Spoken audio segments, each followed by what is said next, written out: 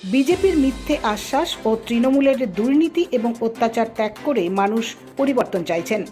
নকশালবাড়িতে প্রচার শুরু করে মন্তব্য কংগ্রেস প্রার্থী মুনিশ তামাংয়ের। শুক্রবার সিপিএম ও কংগ্রেস কর্মী সমর্থকদের সঙ্গে নিয়ে নকশালবাড়ির বিভিন্ন গ্রামে গিয়ে প্রচার করেন তিনি। এদিন রথখোলা, বেঙ্গাইজোত, ফুটানি মোড় সহ বিভিন্ন স্থানে প্রচার সারেন মুনিশ তামাং। তিনি বলেন, বিজেপির মিথ্যাচার ও তৃণমূলের দুর্নীতি অপশাসন সরিয়ে মানুষ পরিবর্তন চাইছেন। এই এলাকার মানুষ সাড়ম্বরে স্বাগত জানাচ্ছেন। বিজেপি মিথ্যে কথা ছাড়া কিছুই করেনি, পাহাড়ে মিথ্যে আশ্বাস দিয়েছে। আমি উন্নয়ন নিয়ে ভোট প্রার্থনা করছি। বিজেপি ও তৃণমূলকে হারিয়ে জয়ের ব্যাপারে নিশ্চিত মুনিশ তামাং।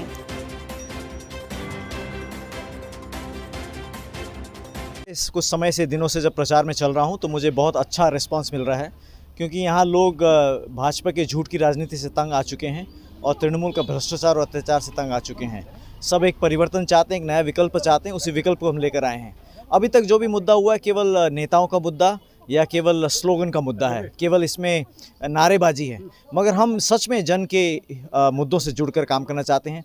इन जगहों में जो चाय बागानों का जगह है, जो पिछड़ी जातियों का जगह है और जो यहाँ मजदूरी का जगह है, इनके जो मुद्दे हैं, ज़मीन का मुद्दा है, इनका रोज़गार का मुद्दा है, इनके रोज़गार के वेतन का मुद्दा है, इस सभी को लेकर हम काम कर रहे हैं। हम पूरा आश्वस्त हैं कि जनता इन मुद्दों को पहचानती है, जनता के मुद्दे हैं ये, और वो हमारा समर्थन जरूर करेंगे। ये तो बहुत वास्ट इलाका है, आपको बहुत बात मतलब टाइम बहुत कम मिल रहा है, कितना तकलीफ होगा? समय हमें जो भी मिला उस समय का हम उपयोग कर रहे हैं, और जैसे मैं सबको कहता हूं कि हम देर आए मगर दुरुस्त आए। हमसे पहले जो भी आए वो जल्दी आए मगर सुस्त आए। वो सुस्त इसलिए कि उनके पास कोई मुद्दा नहीं है, उनके पास सिर्फ नारे हैं।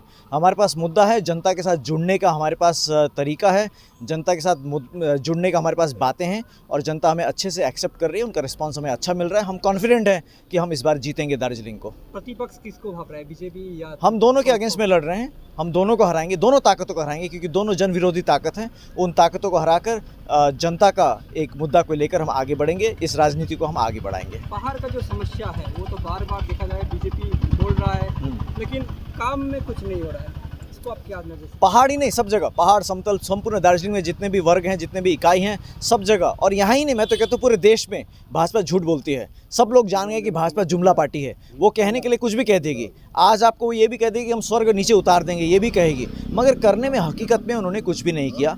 लोग को जो कुछ कहा, पहाड़ में उदाहरण के रूप में उन्होंने पीपीएस कहा, और पीपीएस क्या है अभी तक वो खुद भी नहीं बता पाए। उन्होंने जनजाति की बात की, उन्होंने ज़मीन की बात की, उन्होंने बंद चाय बागानों की बात की, सेंट्रल यूनिवर्सिटी लाने की बात की, हॉस्पिटल लाने की बात की, कुछ भी तो उनका नहीं हुआ। तो इसलिए अब जनता ने उनको बहुत समय दे दिया, 15 साल दे दिया, और 15 साल कोई कम नहीं होता। 15 साल में एक युग बीत जाता है। तो इसलिए अब जनता उस सबको तिरस्कार करके, उनकी राजनीति को तिरस्कार करके एक जन का राजनीति को यहाँ स्थापित करेगी, और उस जनता के मुद्दों को लेकर हम आगे बढ़ेंगे। कॉन्फिडेंट कितना लग रहा है? हम फुल कॉन्फिडेंट हैं, हम फुली कॉन्फिडेंट हैं कि हम यहाँ पर जीतेंगे, क्योंकि ये जनता का मुद्दा है, और जनता के साथ जुड़ना है। जनता का वोट है और जनता ही हमें विजय दिलाएगी।